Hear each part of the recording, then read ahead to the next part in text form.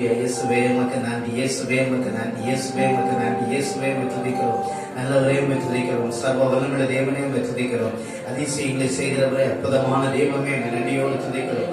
இவ்வாற்றில் உண்மையுள்ளவர், வாக்கு மாறாதவர், ஆண்டவரே செயல்களிலே நீர் ஆண்டவரே ஸ்தோத்திரம் ஆண்டவரே, அதிசயங்களை அற்புதங்களை செய்கிறவர் கர்த்தாவே உம்மை நன்றியோடு துதிக்கிறோம். எல்லாரும் உள்ளத்தின் ஆழத்திலிருந்து அல்லேலூயா ஸ்தோத்திரம். கொஞ்ச நேரம் கர்த்தரை துதிங்க, எல்லாரும் துதிங்க, கர்த்தரை மகிமைப்படுத்துங்க, கர்த்தரை மகிமைப்படுத்துங்க, கர்த்தரை மகிமைப்படுத்துங்க. இது கர்த்தர் முன்பு பண்ணினார், இதிலே கலிகூர்ந்து மகிழ கடவோம் என்று வேதம் சொல்கிறது. ஹல்லேலூயா ஹல்லேலூயா ஹல்லேலூயா. அப்பா உமக்கு நன்றி அப்பா, நன்றி அப்பா, நன்றி அப்பா. இயேசுவே உமக்கு நன்றி, இயேசுவே உம்மை துதிக்கிறோம். உள்ளத்தின் ஆழத்திலிருந்து அவரை துதிங்க, உள்ளத்தின் ஆழத்திலிருந்து ஹல்லேலூயா துதிக்கிறோம் ஆண்டவரே. இயேசுவே உமக்கு நன்றி, எங்க எஜமானரே உமக்கு நன்றி, எங்க துணியாளரே உமக்கு நன்றி, எங்க நடுவே தேற்றவாளரே உமக்கு நன்றி, நன்மைகளின் நாயகரே உமக்கு நன்றி. அப்பா உமக்கு நன்றி செலுத்துகிறோம் ஆண்டவரே. இயேசுவே உமக்கு நன்றி ராஜா. ஹல்லேலூயா ஹல்லேலூயா உமக்கு நன்றி. வாரும் தூய ஆவியே, உம் பிரசன்னத்தை வாஞ்சிக்கிறோம். உம் வல்லமையால் என்னை நிறைத்து நீர் ஆளுகை செய்யும். வாரும் தூய ஆவியே, உம் பிரசன்னத்தை வாஞ்சிக்கிறோம். உம் வல்லமையால் என்னை நிறைத்து நீர் ஆளுகை செய்யும். ஜீவத்தண்ணி நீர் எல்லாம் உணர்ந்து பாருங்க. ஜீவத்தண்ணி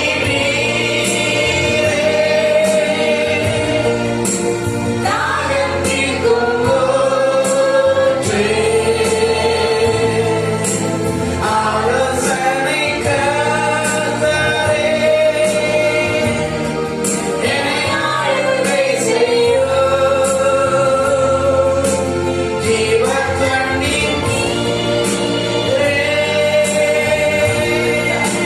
தாகம் தீர்க்கும் ஊற்று, ஆலோசனை கர்த்தரே, என்னை ஆளுகை செய்யும். ஆண்டவரே ஆவியே, உம் பிரசன்னத்தை வாஞ்சிக்கிறோம். உம் வல்லமையால் என்னை நிறைத்து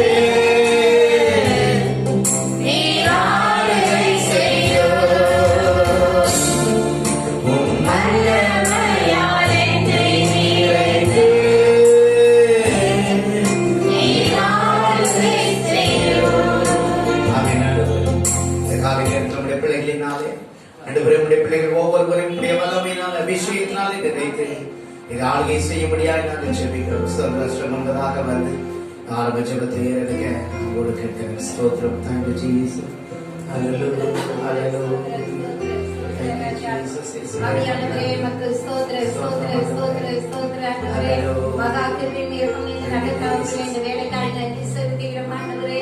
ஆராதனை உம்முடைய கரத்தில் ஒப்புக்கொடுத்து ஜெபிக்கிற ஆண்டவரே, ஆராதனையை ஆசீர்வதிக்கும்படியாக ஜெபிக்கிறோம். ஆத்மாக்களை நீர் எங்களுக்கு கொள்ளைப்பொருளாய் தரும்படியாக ஜெபிக்கிற தகப்பனே, வருகிற விசுவாசத்தை எல்லாரும் சரியான நேரத்தில் கடந்து வர கர்த்தர் அனுக்கிரகம் பாராட்டும்படியாக ஜெபிக்கிற தகப்பனே, இப்பொழுது நாங்கள் பாடுகின்ற பாடலை ஆசீர்வதிங்க, சங்கீதத்தின் பகுதியை ஆசீர்வதிங்க, சிறு பிள்ளைகள் சொல்லுகிற தங்க வசனங்களை ஆசீர்வதிக்கும்படியாக ஜெபிக்கிற தகப்பனே, எங்கள் சபையின் ஜீவனுள்ள சாட்சிகள் எழும்பட்டும் ஆண்டவரே. இயேசுவாவை துதிக்கிற காணிக்கை வேலையில் உள்ளதின் ஆழத்திலிருந்து உங்களுக்கு கொடுக்க கர்த்தர் அனுக்கிரகம் பாராட்டும்படியாக ஜெபிக்கிறோம். செய்தி வேலைக்காரனுடைய சமூகத்தில் வருகிற தகப்பனே, செய்து கொடுக்கிற தாசரை மறைத்து ஆவியானவர் வெளிப்படும்படியாக ஜெபிக்கிறோம். இந்த நாளிலும் இதயத்துக்கு ஏற்ற மன்னாவை என் தேவன் தரப்போகிற கிருபைக்காய் இரக்கங்களுக்காய் உமக்கு கோடி நன்றி செலுத்துகிறோம் ஆண்டவரே. இயேசுப்பா, இறுதி ஜெபங்களை ஆசீர்வதிங்க. எங்கள் ஆராதனை மட்டுமல்ல ஆண்டவரே, இயேசு கிறிஸ்து நாமத்தினாலே உலகமெங்கும் நடக்கிற சகல ஆராதனை ஆவியானவர் பொறுப்பெடுத்து வழி நடத்துமாறு ஜெபிக்கிறோம். இந்த வேளையில் திருவிருந்து பந்திக்கார சமூகத்தில் வருகிற தகவனே, திருவிருந்து பந்தியை ஆசீர்வதிங்க. எல்லாரும் ஆயத்தத்தோடு தகுதியோடு பரிசுத்தத்தோடு அந்த பண்டிகை பங்கு பெற கர்த்தர் அனுக்கிரகம் பாராட்டுங்க. எல்லா நீதி கன மகிமை ஒருவருக்கே எடுக்கிறோம். இயேசு கிறிஸ்துவின் நாமத்தில் வேண்டுதல் செய்கிற ஜீவனுள்ள நல்ல பிதாவே. ஆமென். ஆமென். அல்லேலூயா. கர்த்தருடைய நல்ல நாமம் மகிமைப்படுவதாக. இந்த காலை பொழுதிலே ஒரு சில பாடல்களை பாடி ஆண்டவருடைய நாமத்தை நாம் ஆராதிக்க இந்த இடத்துல கூடி வந்திருக்கிறோம். கர்த்தர் நம்மை ஆசீர்வதித்து நடத்துவாராக. அல்லேலூயா. ஸ்தோத்திரம். Thank you, Jesus.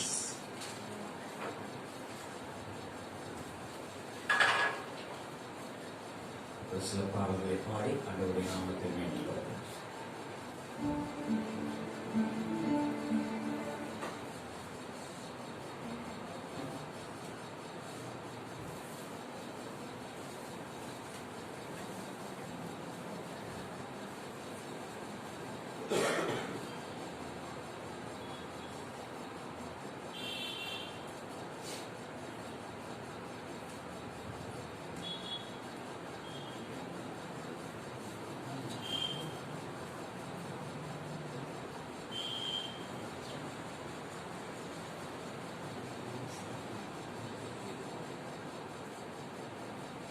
நான் சுகமானேன் புனியரின் காயங்களால் என்ற பாடலை உற்சாகமாய் பாடி ஆடுவதை நாம்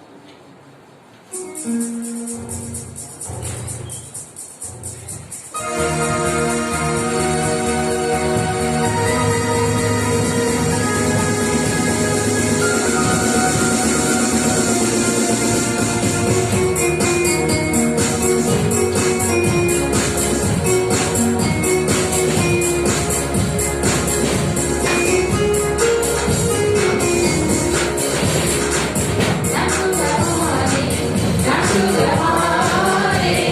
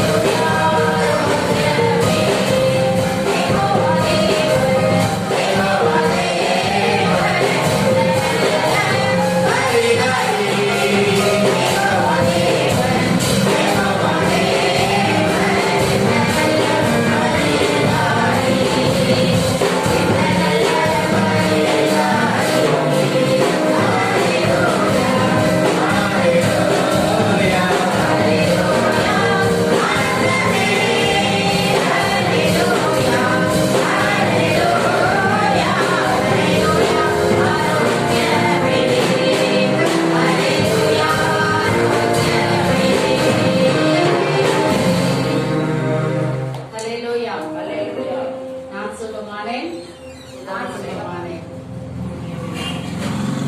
யாருனால நம்ம சுகமானோம்? தாயுடைய ரத்தத்தினால.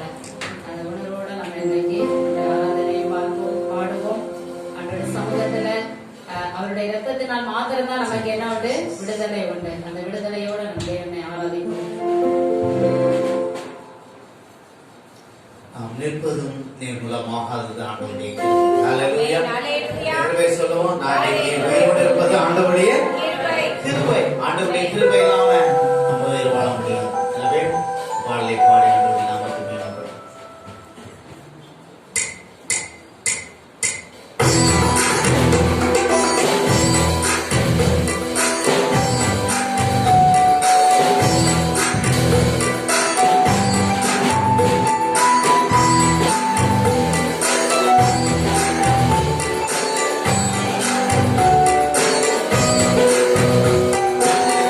Thank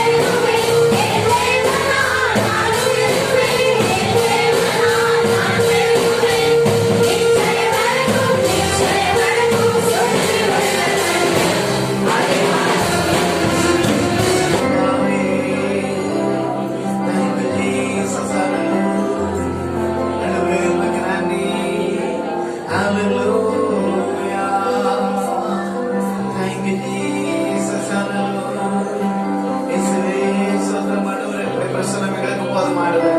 கொஞ்சம் சத்தத்தை உயர்த்தி ஹல்லேலூயா. இந்த சத்தம் போதாத கர்த்தர் எவ்வளவோ நன்மைகளை செய்தார் அல்லவா. ஹல்லேலூயா. கடந்த நாட்களெல்லாம் நம்மளை பாதுகாத்தார் அல்லவா. இந்த நாள் நம்ம இந்த இடத்தில் இருக்கிறது ஆண்டவருடைய சுத்த கிருபை. ஆண்டவருடைய சுத்த கிருபை. ஆண்டவருடைய கிருபைகள் என்று எல்லாரும் கொஞ்ச நேரம் கர்த்தரை துதிங்க. சத்தத்தை உயரட்டும், சத்தங்கள் உயரட்டும், சத்தங்கள் உயரட்டும். நன்றின்னு சொல்லுங்க, நன்றின்னு சொல்லுங்க. ஆண்டவருடைய நாமங்களை ஹல்லேலூயா சோதரம் சொல்லி கர்த்தரை மகிமைப்படுத்துவோம். இயேசுவே, இயேசுவே உமக்கு நன்றி, நன்றி, நன்றி, நன்றி. இயேசுவே உமக்கு நன்றி அப்பா, நன்றி நாதா. இயேசுவே உம்மை துதிக்கிறோம் ஆண்டவரே. சர்வ வல்லமையுள்ள தேவனே உம்மை நன்றியோடு துதிக்கிறோம் ஆண்டவரே. ஹல்லேலூயா. நன்றி நாதா. ஹல்லேலூயா. Thank you, Jesus. Hallelujah. Thank you, Raja. Thank you, Jesus. மகிமை ராஜாவே உமக்கு நன்றி. மகத்துவமானவரே உமக்கு நன்றி. சேனைகளின் கர்த்தாவே உமக்கு நன்றி. Thank you. Hallelujah. ஸ்தோத்திரம் உமக்கு. இன்னும் முந்தன் அருகில் பேருங்கணுமே, இன்னும் முந்தன் அன்பை ருசிக்கணுமே, இன்னும் முந்தன் அருகில் பேருங்கணுமே, இன்னும் முந்தன் அன்பை ருசிக்கணுமே. மறந்து போகணுமே, நாமை மறந்து போகணுமே,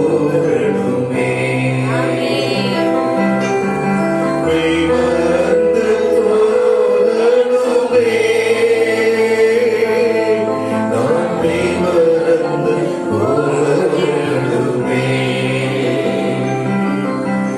இன்னும் முந்தன் அருகில் பேருங்கணுமே, இன்னும் முந்தன் அன்பை ருசிக்கணுமே, இன்னும் முந்தன் அருகில் பேருங்கணுமே,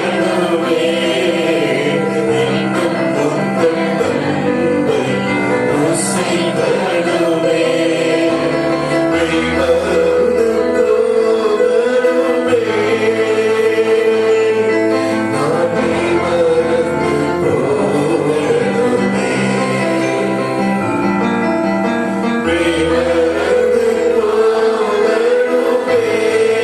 போகணுமே, நாமை மறந்து போகணுமே.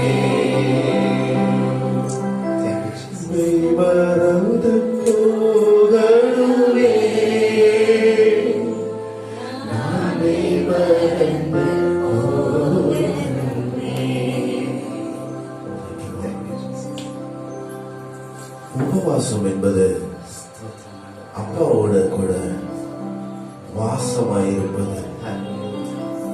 உபவாசத்தை குறித்து வேதம் சொல்லுகிறது,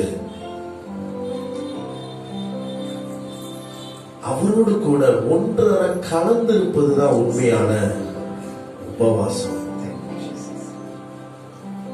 உணவை ஒதுக்கி வைப்பது உபவாசம் அல்ல, அவரோடு கூட உறவில் பதுங்கி இருப்பதுதான் உபவாசம்.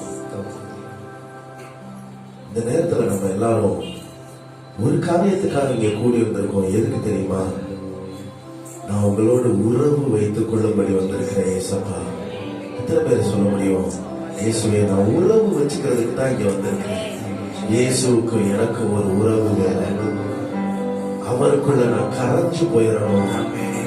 என்னை தேடி பார்த்தா கூட நான் கண்டுபிடிக்கப்பட முடியாத அளவுக்கு அவருக்குள்ள நான் கரைஞ்சு போயிடணும்.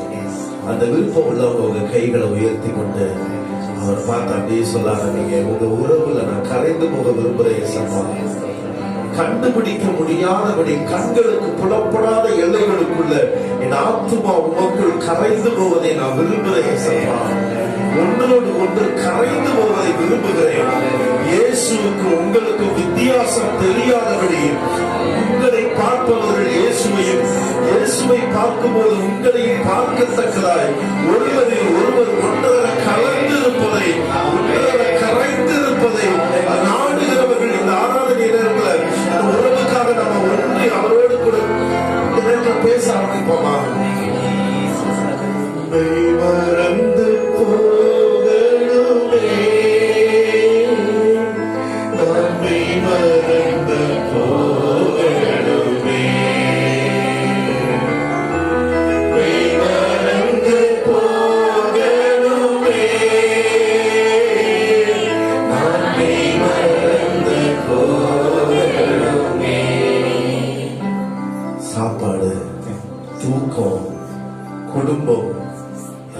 எல்லாத்தையும் மறந்து அவர் மடியில ஒரு நாள், அவர் மார்பில ஒரு நாள், அவர் மனதில் பல நாள் தங்கி வாசம் பண்றதை எத்தனை பேர் விரும்புறீங்க?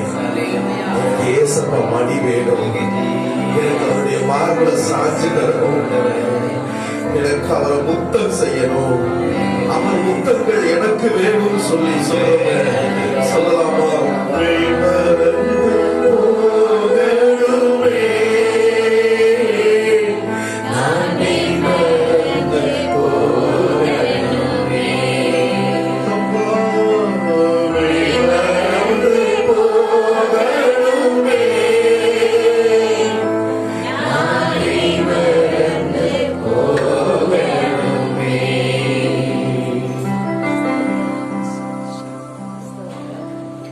ராபோஜன வேளையில சீஷர்கள் ஒவ்வொருத்தரும் ஒவ்வொரு இடத்தை தெரிந்து கொண்டு உட்கார்ந்தாங்க.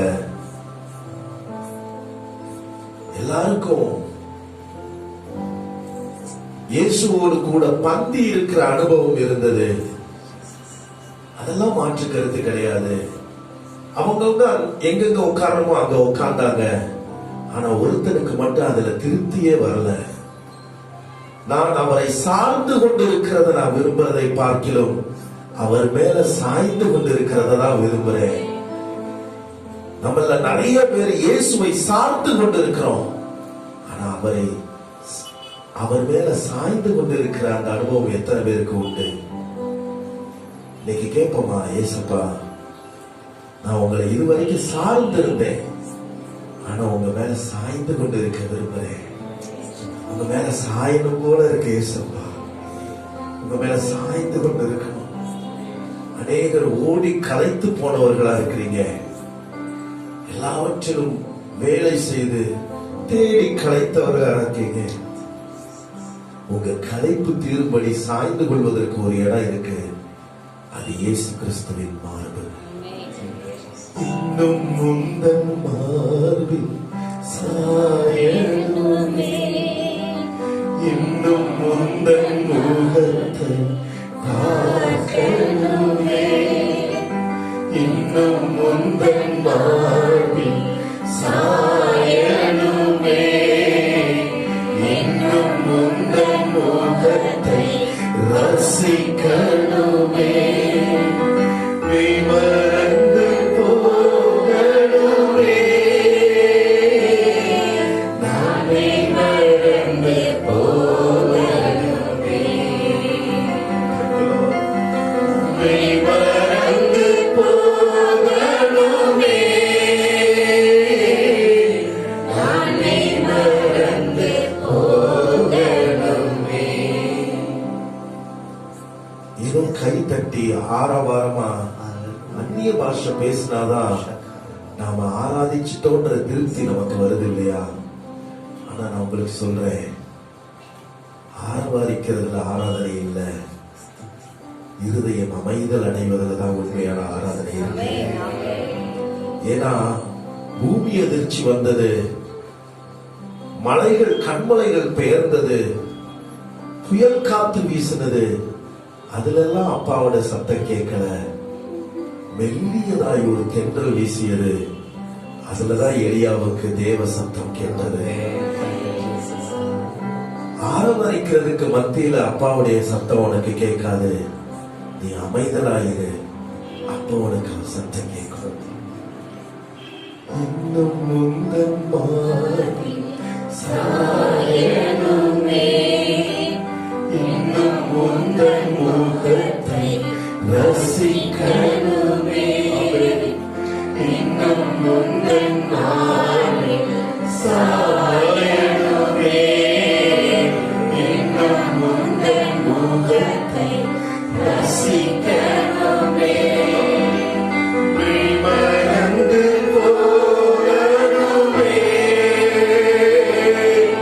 நான் விமர்ந்து போகணுமே,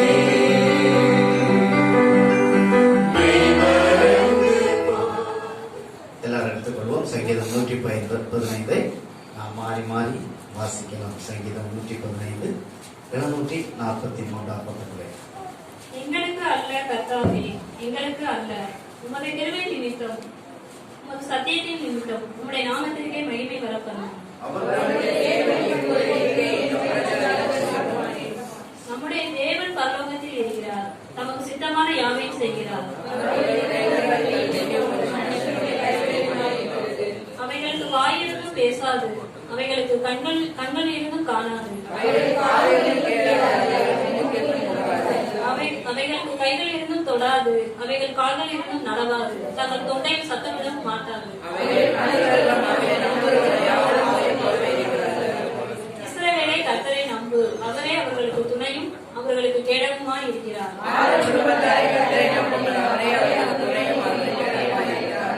கர்த்தருக்கு பயப்படுகிறவர்களே கர்த்தரை நம்புங்கள், அவரே அவர்களுக்கு துணையும் அவர்களுக்கு கேடகமாய் இருக்கிறார்.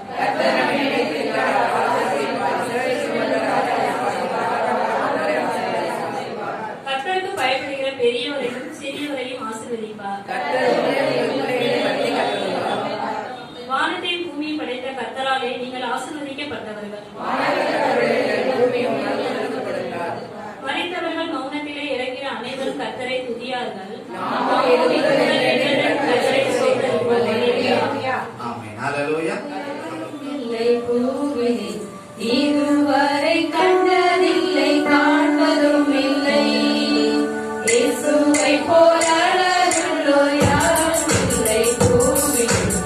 இதுவரை கண்டதில்லை, காண்பதும் இல்லை, பூரண அழகுள்ளவர் பூமியில் வாழ்க்கையில். நீரே போதும், வேறே வேண்டாம் இந்த நண்பரே. மண்ணுக்காக மாணிக்கத்தை விட்டிட மாட்டேன், வெறும் மண்ணுக்காக மாணிக்கத்தை விட்டிட மாட்டேன். நானும் என்னை மீட்டுக் கொள்கிறேன், சம்பூரணமாக என்னை உந்தது மீட்டேன். சம்பூரண அழகுள்ளோர் என்னை மீட்டுக் கொள்கிறேன், சம்பூரணமாக என்னை உந்தது மீட்டேன். பூரண அழகுள்ளவர் பூவில் தன் வாழ்க்கையில். நீரே போதும், வேறே வேண்டாம் எந்த நண்பரே. மண்ணுக்காக மாணிக்கத்தை விட்டிட மாட்டேன், வெறும் மண்ணுக்காக மாணிக்கத்தை விட்டிட மாட்டேன். எருசலேம் பூவரிகள் என்பதை வளைந்தார், உம்மில் உள்ள எந்த நன்மை நீக்க முயன்றார். எருசலேம் பூவரிகள் என்பதை வளைந்தார், உம்மில் உள்ள எந்த நன்மை நீக்க முயன்றார். பூரண அழகுள்ளவரே பூவில் தன் வாழ்க்கையில். நீரே போதும், வேறே வேண்டாம் எந்த நண்பரே. மண்ணுக்காக மாணிக்கத்தை விட்டிட மாட்டேன், வெறும் மண்ணுக்காக மாணிக்கத்தை விட்டிட மாட்டேன். சந்தோஷம். அவர்களை ரொம்ப உங்களுக்கு அறிமுகப்படுத்த வேண்டியதில்லை, எல்லாருக்கும் நமக்கு தெரிந்த ஸ்தோத்திரம் அவர்கள் தான். அது மட்டுமல்ல, நம்ம சபையை நேசிக்கிறவர்கள், அடிக்கடி நம்முடைய சபைக்கு வருகிறவர்கள், இந்த நாளிலும் ஆண்டவருடைய வார்த்தைகளை அவர்கள் நமக்கு கொண்டு வருவார்கள். உற்சாகமாய் திறமைகள்.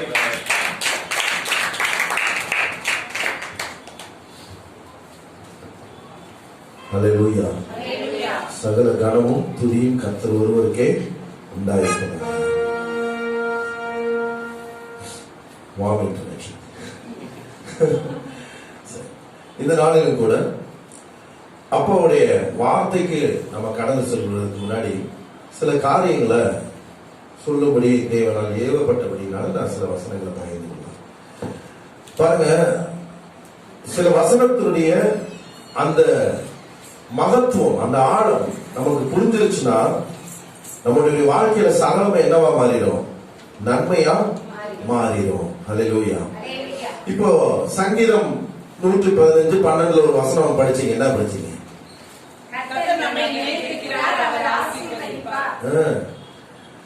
இதுக்கு என்ன அர்த்தம்? சும்மா தெரிஞ்ச சொல்லுங்களேன். நினைச்சிட்டு இருக்காரு அவரு வசனம் அப்படியே போட்டுக்க. கர்த்தர் நம்ம எப்பொழுதும் நினைத்து கொண்டு இருக்கிறார், அவர் ஆசீர்வதிப்பார். நினைத்திருக்கிறார். இது எப்படி தெரியுது அப்படின்னா, சில பேருக்கு எங்க அவர்கிட்ட உங்களை சொன்னேங்க, அவர் உங்களை ஞாபகம் வச்சிருக்கேன்றாரு, கண்டிப்பா உங்களுக்கு என்ன செய்வாரு அப்படின்ற மாதிரி ஒரு தோற்றம் அளிக்கிற வசனம் மாதிரி இருக்கு இது. ஆனா உண்மையிலே இது ரொம்ப ஆச்சரியம் பாருங்க.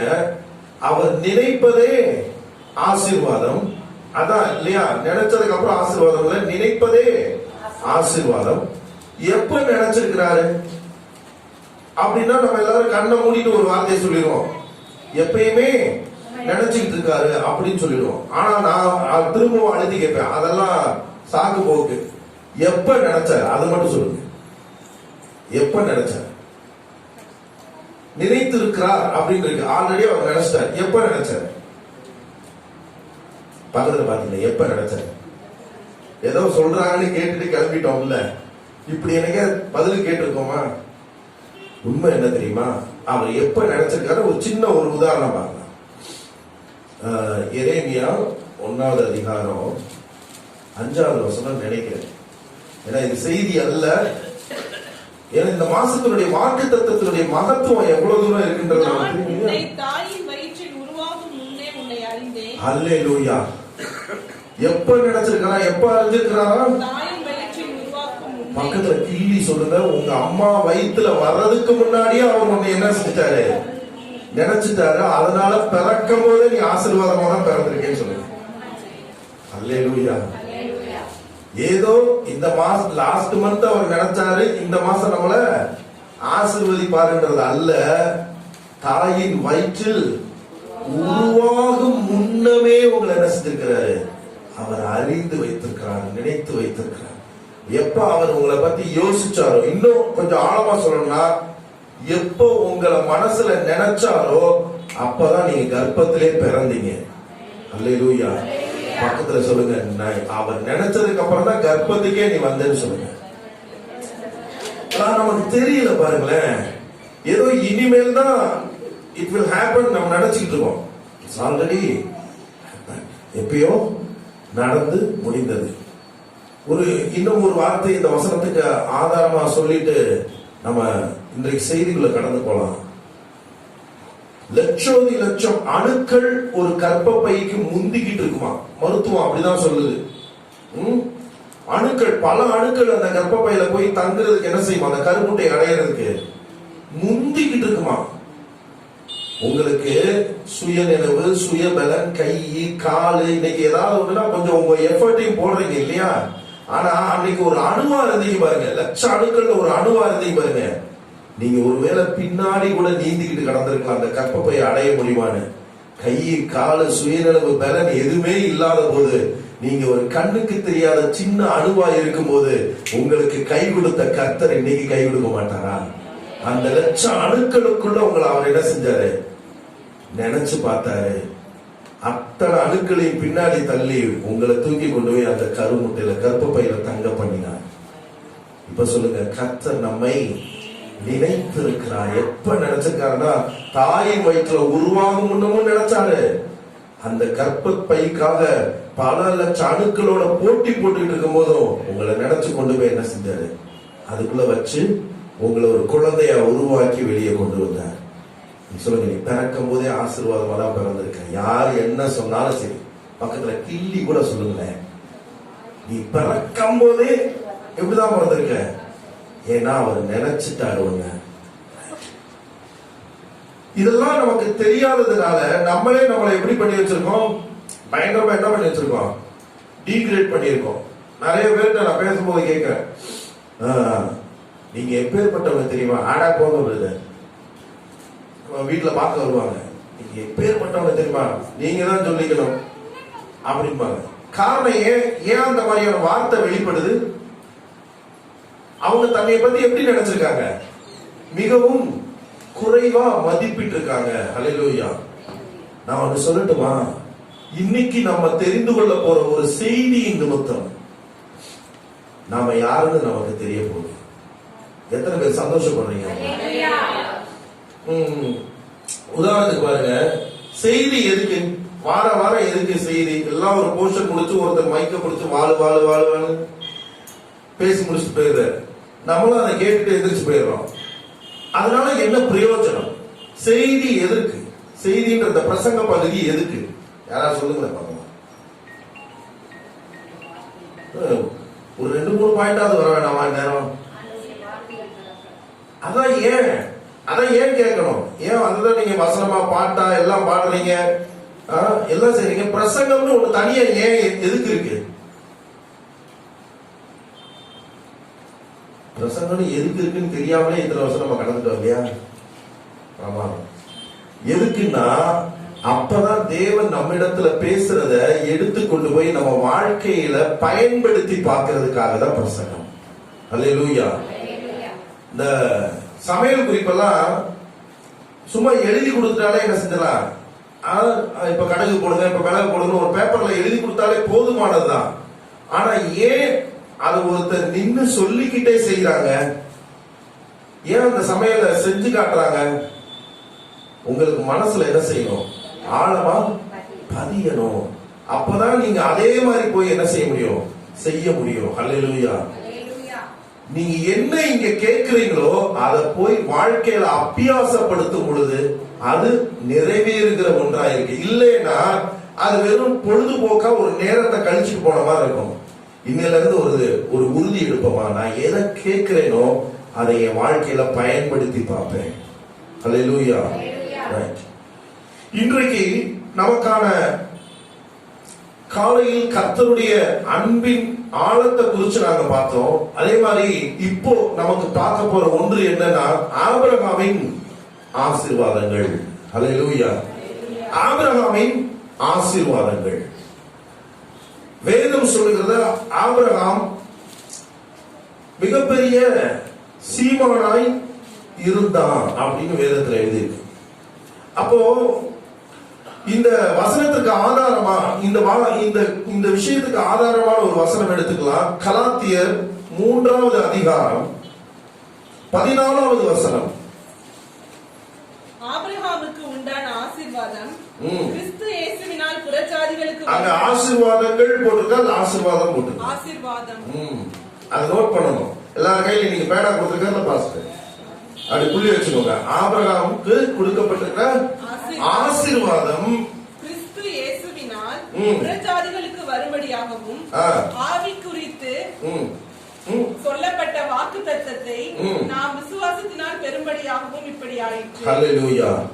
ஆபிரகாமுடைய ஆசீர்வாதம் யார் மூலமா நமக்கு வந்திருக்குன்னு எழுதிருக்கு? புறஜாதியான நமக்கு வந்திருக்கு. யார் மூலமா வந்திருக்கு? கிறிஸ்து இயேசுவினால் ஆபிரகாமுடைய ஆசீர்வாதம் நமக்கு என்ன செய்யப்பட்டிருக்கு? கொடுக்கப்பட்டிருக்கு. ஹல்லேலூயா. இப்போ இந்த ஆபிரகாமுடைய ஆசீர்வாதம் அப்படின்னா என்ன? எதை சொல்றாங்க சொல்லுங்களேன். ஆபிரகாமுடைய ஆசீர்வாதம்னா என்ன? நிறைய இடத்துல கேக்குறீங்களா ஆபிரகாமுடைய ஆசீர்வாதம், ஆபிரகாமுடைய அப்படி என்ன ஆபிரகாமுக்கான ஆசீர்வாதம்? ஏன்னா இந்த மாதமும் உங்களுடைய வாக்குத்தத்தம் ரொம்ப அழகா சிங்க் ஆகுது பாருங்க. கர்த்தர் நம்மை நினைத்திருக்கிறார், அவர் நம்மை. அப்ப ஏதோ ஒரு ஆசீர்வாதத்தை குறித்து அறிந்து கொள்ள வேண்டிய இடத்துல நம்ம இருக்கோம். அந்த ஆசீர்வாதம் என்ன ஆசீர்வாதம்? ஆபிரகாமுடைய ஆசீர்வாதம். அவர் என்ன நினைச்சிருக்கிறாரு, என்ன ஆசீர்வாதம் தரப்போறாருன்றதுக்கு ஒரு மிகப்பெரிய வெளிப்பாடா கூட இந்த காரியம் அமையும். அதனாலதான் உங்களை கேட்கிறேன், நானே பேசுறது இல்லாம நீங்க சொல்லுங்க, ஆபிரகாமுடைய ஆசீர்வாதம் என்ன? பெரிய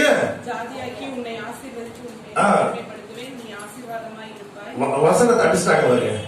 அப்படின்னா அதுல என்ன நல்லா இருக்கு? பெரிய ஜாதியாக்குறது, பேரை பெருமைப்படுத்துறது, அப்புறம் வேற என்ன?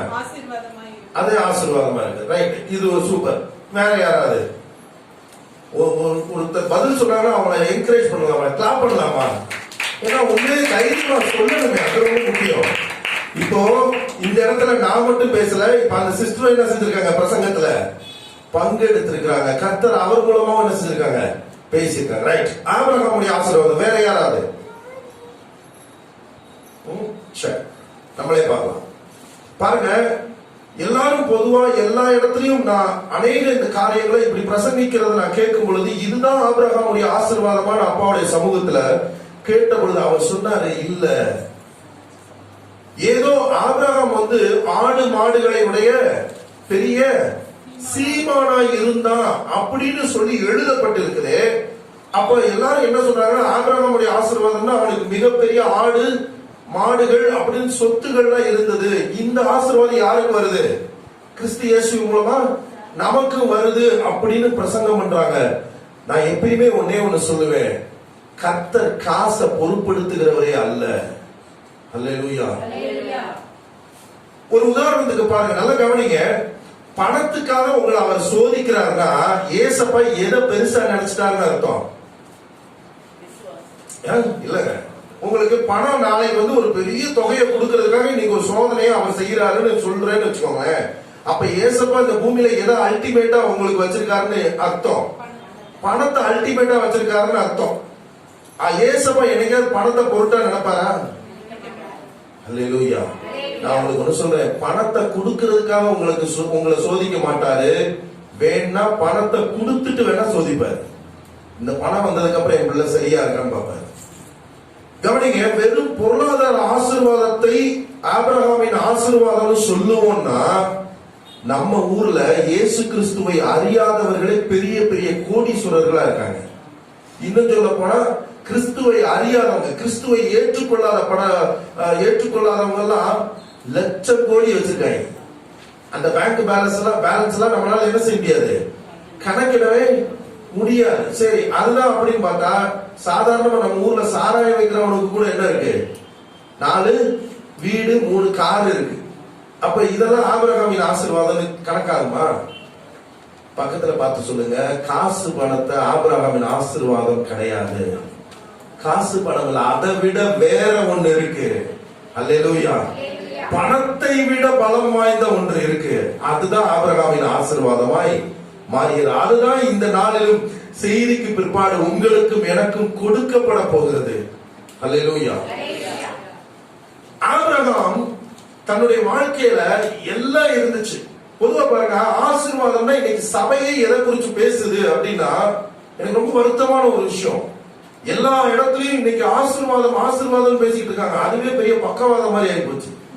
ஆசீர்வாதம்னா என்ன அப்படின்னு சபை சொல்லுது அப்படின்னா, பயங்கர செல்வ செழிப்பா இருக்கிறதா ஆசீர்வாதம் அப்படின்னு பிரசங்கிக்கிற அநேக பிரசங்கியர்களும் உண்டாயிட்டாங்க. அவங்களை குறிச்சு நம்ம எது தீங்கு சொல்ல தேவையில்லை. ஆனா சபையே பணத்தையும் சொத்தையும் ஆசீர்வாதம் சொல்ல ஆரம்பிச்சிருச்சுன்னா உலகத்தை அதை எவ்வளவு தீவிரமா தேட ஆரம்பிப்பான். நான் உங்ககிட்ட ஒரே ஒண்ணு கேட்கிறேன். யாக்கோபு இருக்கார் இல்லையா, அவர் ராத்திரியெல்லாம் ஜெபம் பண்ணி ஒண்ணு கேட்டாரு. என்ன கேட்டாரு? ஆண்டவர்கிட்ட ஒண்ணு கேட்டாரு. என்ன கேட்டாரு? என்னை ஆசீர்வதிக்கலைன்னா போக விட மாட்டேன் அப்படின்னு இழுத்து பிடிச்சுக்கிட்டாரு. அப்படி என்ன ஆசீர்வாதம் அவருக்கு தேவைப்படுது? அந்த ஆளுக்கு என்ன குறைச்சார்? சொத்து பத்தி குறைச்சலா? எவ்வளவு இருந்துச்சு அவர்கிட்ட? ஆடு மாடுகள் எவ்வளவு இருந்துச்சு? 2 பரிவாரம் இருந்தது. சரி, ஏதோ பணம் காசுக்கு ஜெபம் பண்ணாரு பார்த்தா அவர்கிட்ட சொத்துக்கள்ல 2 பரிவாரம் இருந்தது. நம்பர் 1. அப்ப அது கிடையாது. அவர் கேட்ட ஆசீர்வாதம் எது கிடையாது?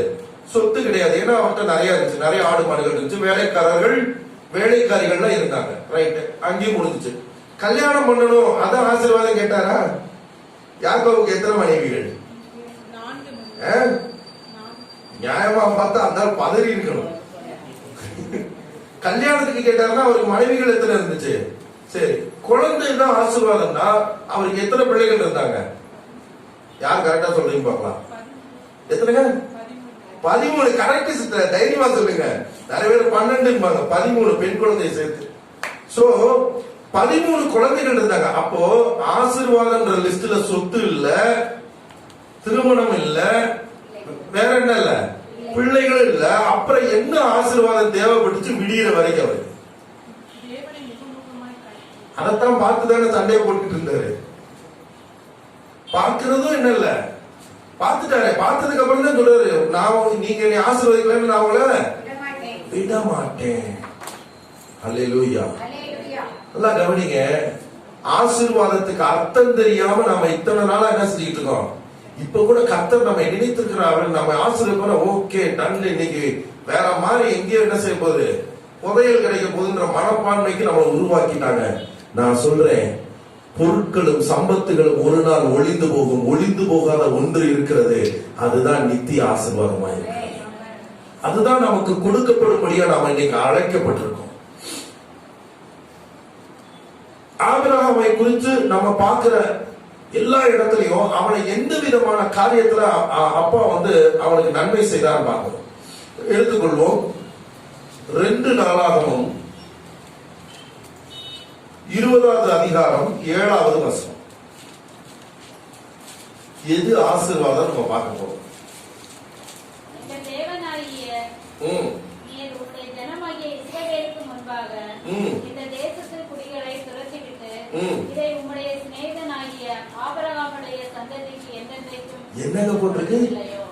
உம்முடைய எல்லாரும் சத்தமா சொல்லுங்க. உம்முடைய சிநேகிதனாகிய ஆபிரகாம். இன்ட்ரோடக்ஷன் இல்ல, பக்கத்துல பார்த்து சொல்லுங்க. ஆபிரகாம் சீமானா இருந்தது ஆசீர்வாதம் இல்ல, ஆபிரகாம் கர்த்தருக்கு சிநேகிதனா இருந்தது ஆசீர்வாதம். யாருக்கு ஃப்ரெண்டா இருந்திருக்கான்? அதை யார் சொல்ற? ஆபிரகாம் சொல்லல எனக்கு தேவன் சிநேகிதன் என்ற. ஆபிரகாம் போய் என்ன செய்யல சொல்லல. ஆனா தேவன் என்ன சொல்றாரு? ஆபிரகாம் எனக்கு சிநேகிதன். ஏசப்பா உங்களை பார்த்து இந்த பிள்ளை என்னுடைய ஃப்ரெண்டு, இந்த பையன் என்னுடைய ஃப்ரெண்டு சொன்னா எப்படி இருக்கும்? இப்ப ஏசப்பா டக்குன்னு உள்ள பாஸ்டர் அப்படி தோல் மேல கை போட்டுக்கிட்டு, பாஸ்டர் ராஜசெல்வம் என்னுடைய ஃப்ரெண்டு அப்படின்னு உங்க முன்னாடி பேச ஆரம்பிச்சா அந்த அனுபவம் எப்படி இருக்கும் சொல்லுங்களேன். உங்களை ஒருத்தர் முன்னாடி கூப்பிட்டு நிப்பாட்டி உங்க தோல் மேல கை வச்சுக்கிட்டு, இது யார் தெரியுமா? இது என்னுடைய சிநேகிதன், இது என்னுடைய சிநேகிதி அப்படின்னு சொன்னா அதை விட உலகத்துல பணம் காசு பெருசா? எது பெருசு? சீமானா இருப்பதா சிநேகிதனா இருப்பதா? எது முக்கியம்? சரி, ஏதோ எங்கேயோ ஒரு இடத்துலதான் இந்த வசனமான்னு பார்த்தா ஏசாயா 41வது அதிகாரம் 8வது வசனம் பாருங்களேன். என் தாசனாகிய இஸ்ரவேலே, நான் தெரிந்து கொண்ட யாக்கோபே, என் சிநேகிதனான ஆபிரகாமின் சந்ததியே. இந்த யாக்கோபு ராத்திரி எல்லாம் போராடினா பாருங்க, ஆசீர்வதிங்க. அந்த ஆசீர்வாதத்துக்கு கிடைச்ச பலன் என்ன தெரியுமா? நான் தெரிந்து கொண்ட யாக்கோபே, I choose you. நான் உன்னை என்ன செஞ்சிருக்கேன்? நான் உன்னை தெரிஞ்சுக்கிட்டேன். கர்த்தர் தெரிந்து கொள்வதை விட ஒரு ஆசீர்வாதம் இருக்கா? யாராவது சொல்லுங்க பார்க்கலாம்.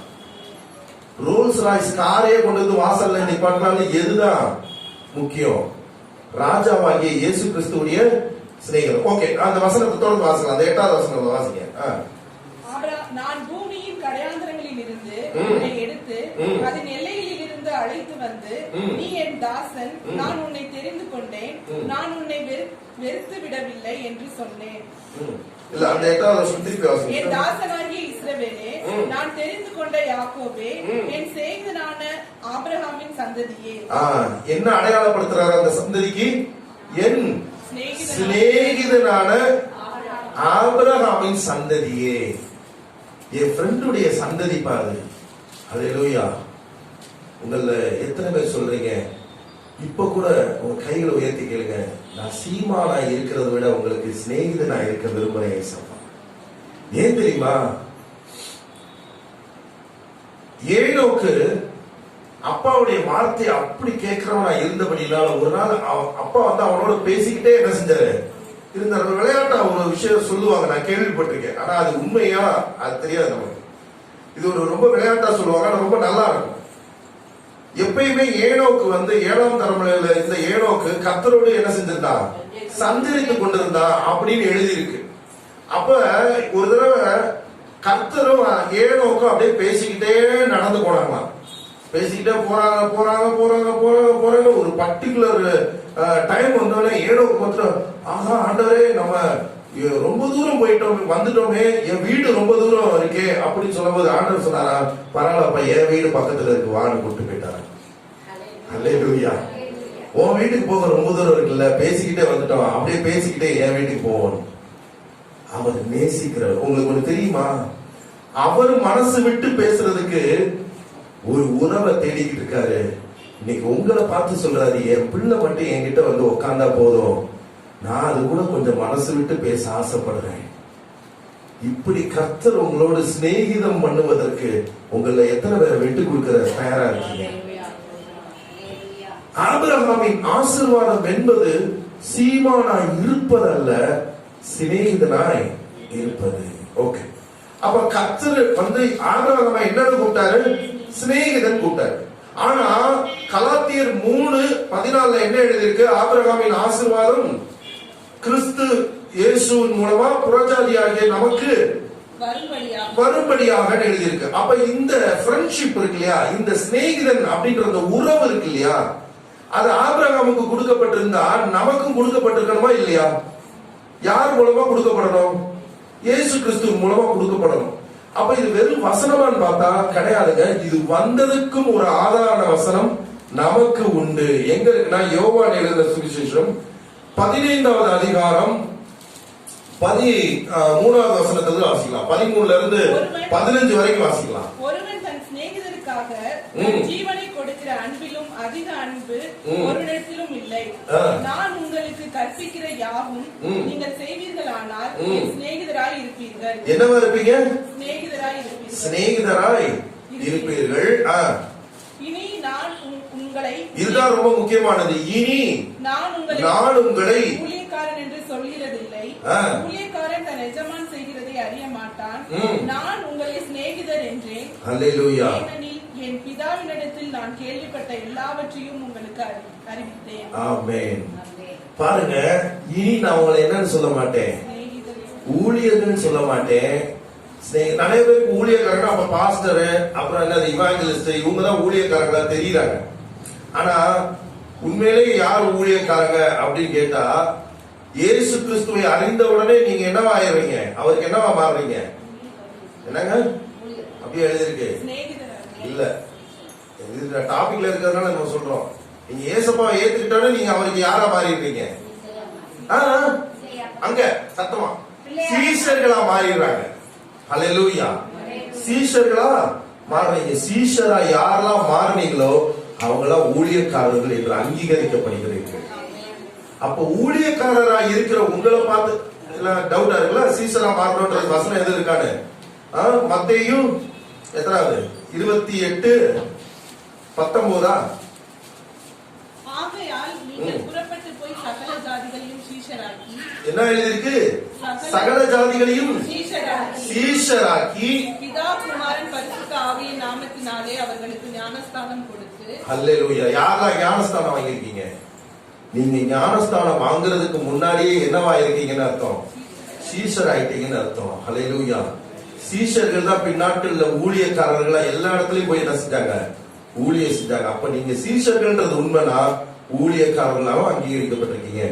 ஊழியக்காரர்கள் என்பது அங்கீகரிக்கப்பட்டது உண்மையானால் நீங்க என்னவாயிட்டீங்கன்னு அர்த்தம்?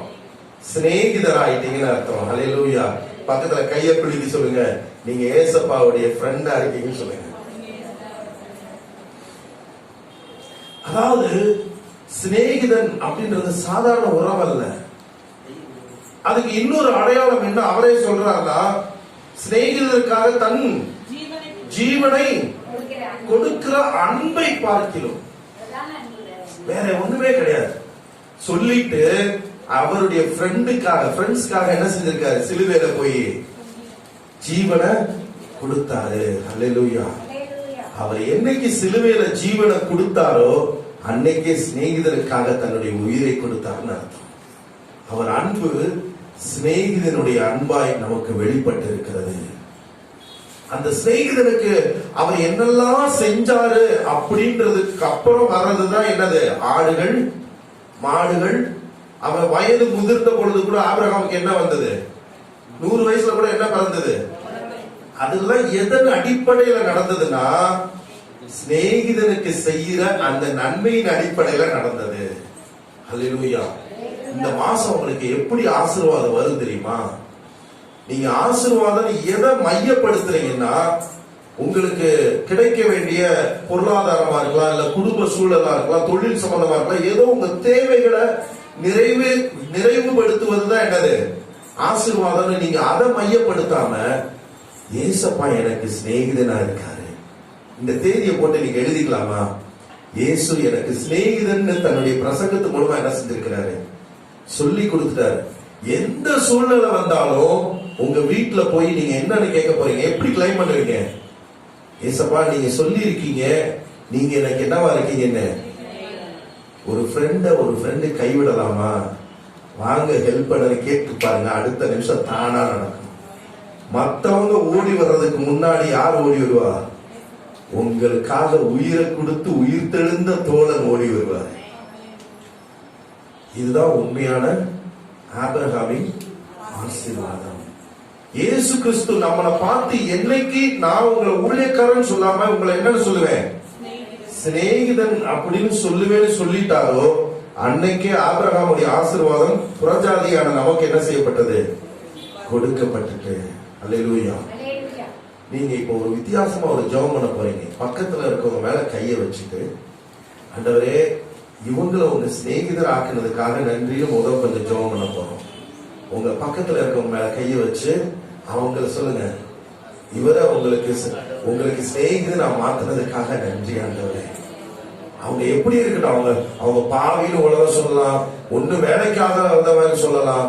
பாருங்க, ஆபிரகாமை பொறுத்த மட்டும் அவங்க கூட பிறந்த அண்ணன் தம்பிகளுக்கு எல்லாம் என்ன இருந்தது, பிள்ளை குட்டிகள்லாம் இருந்தது. ஆனா இவருக்கு என்ன இல்ல, பிள்ளை குழந்தை இல்ல. அப்ப அவரை எப்படி பார்த்திருப்பாங்க எல்லாரும், குழந்தை பெற தகுதியற்றவனா ஒரு மனுஷனா பார்த்திருப்பாங்க, என்னன்னாலும் யோசிச்சிருப்பாங்க.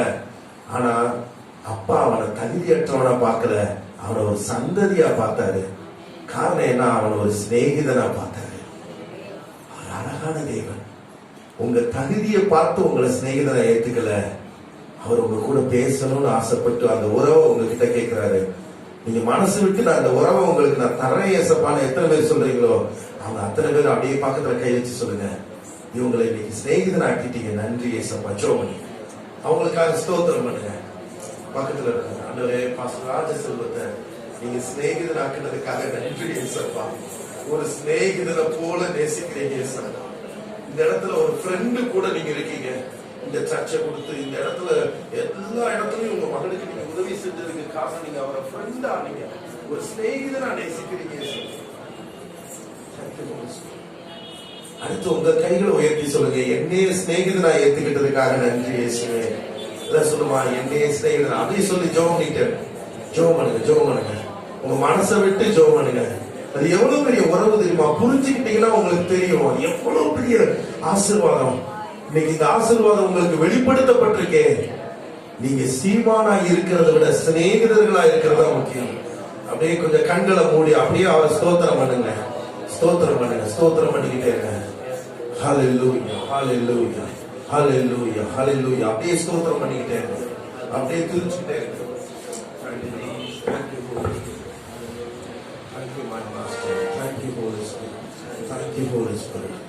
நன்றி தகப்பனே, நன்றி பரிசுத்தாவியானவரே, நன்றி ஆண்டவரே. தேங்க்யூ.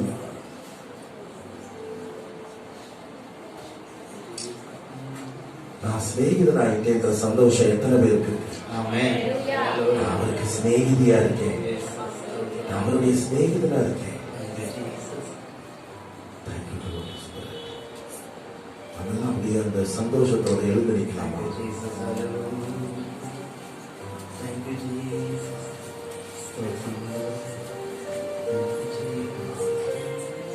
நான் சொல்லதான் ஜெபிக்கணும்னு நினைக்கிறீங்களா, இல்ல நீங்களே இந்த நன்மைக்காக அவரை நோக்கி பேசணும்னு ஆசைப்படுறீங்களா?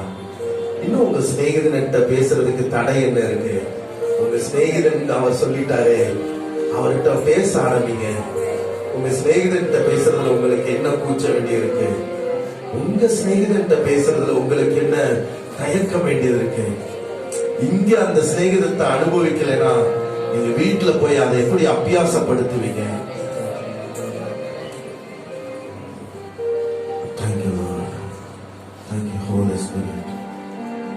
சொல்லுங்க, இந்த உறவின் ஐக்கியம் எனக்கு கிடைச்சதுக்காக நன்றி இயேசுவே. எனக்கு தெரியல உங்களை எத்தனை பேர் இதை அனுபவிக்கிறீங்க, இது உண்மையிலேயே ஆசீர்வாதம் எத்தனை பேர் இதை நினைக்கிறீங்கன்னு எனக்கு தெரியாது. ஆனா நீங்க விரும்புறீங்களோ விரும்பலையோ, இந்த சிநேகித அன்பு உங்களுக்கு அருளப்பட்டிருக்கிறது. இந்த சிநேகிதன் என்ன செஞ்சுட்டாரு தெரியுமா? சிலுவையில தன்னை ஒப்பு கொடுத்து அவர் மாம்சத்தையும் அவர் ரத்தத்தையும் ஒப்பு கொடுத்தத இன்னைக்கு உங்களுக்கு அதை உணவா கொடுத்திருக்கிறாரு. அவர் வெறுமனையா ஒப்பு கொடுக்கிறவர் மட்டுமல்ல, என் சிநேகிதர்களுக்கு என்னுடைய சரீரத்தை உணவா கொடுப்பேன்னு சொல்லியிருக்கிறாரு. என் ஆசையெல்லாம் உம்மோடு இருப்பதுதான், என் வாஞ்சையெல்லாம் உம்மோடு வசிப்பதுதான், என் ஆசையெல்லாம் உம்மோடு இருப்பதுதான், என் வாஞ்சையெல்லாம் உம்மோடு வசிப்பதுதான். இன்னுமா இன்னுமா உம் பிரசன்னம் உணர்த்தும். இன்னுமா இன்னுமா உம் பிரசன்னம் உணர்த்தும். ஏசப்பா, இந்த நாள்ல உங்க பிள்ளைகளை நீங்க பார்த்து சொன்னீங்க, நீங்க வெறுமனையா என் பிள்ளைகள் மட்டும் அல்ல, என்னுடைய சிநேகிதர்கள், என்னுடைய சிநேகிதிகள், என்னுடைய நேச சிநேகிதர்கள், நான் நேசிக்கிற சிநேகிதிகள், நான் அருகில் அமர்ந்திருக்க விரும்புகிற நேசமான சிநேகிதர்கள். நான் சொல்லட்டா, உங்க பக்கத்துல வந்து நின்றுட்டு இனி ஒரு சிநேகிதனா ஏத்துக்குவியான்னு கேட்கிறபடி கர்த்தர் உங்ககிட்ட அருகாமையில் நிக்கிறாரு. எத்தனை பேர் அவருக்காக நீங்க சொல்ல போறீங்க?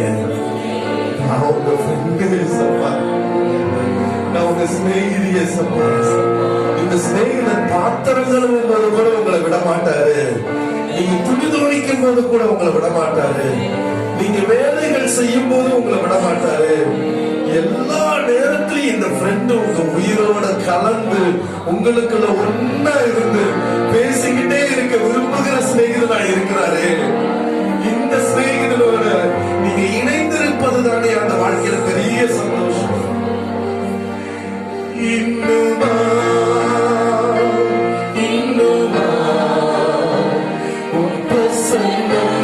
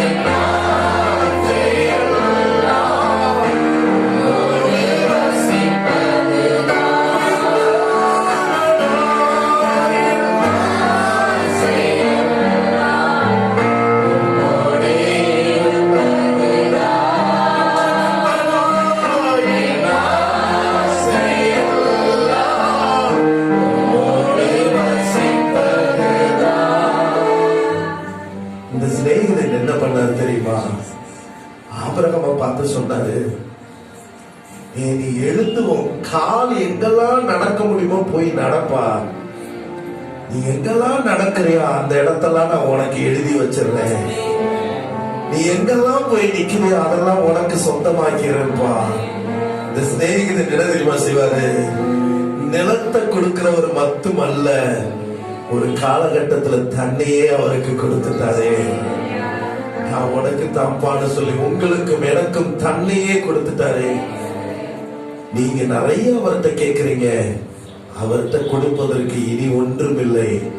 காரணம் என்ன? அவர் தன்னுடைய ஜீவனையே உங்களுக்கு கொடுத்ததுக்கு அப்புறம் வேற என்ன இருக்கிறது?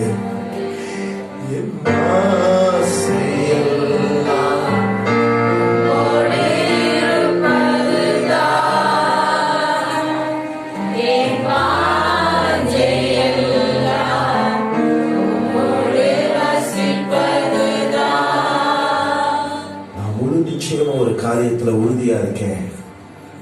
என் வாழ்க்கையில நான் கர்த்தருடைய வருகை தாமதிக்குமானால் திரும்ப உங்களை சந்திக்கிறதுக்கு அந்த காலம் வருவதற்கு முன்னாடி இந்த சிநேகிதன் உங்க வாழ்க்கையில எல்லா கடனையும் முடிவுக்கு கொண்டு வந்த ஒரு சிநேகிதனா வெளிப்பட்டிருப்பாரு.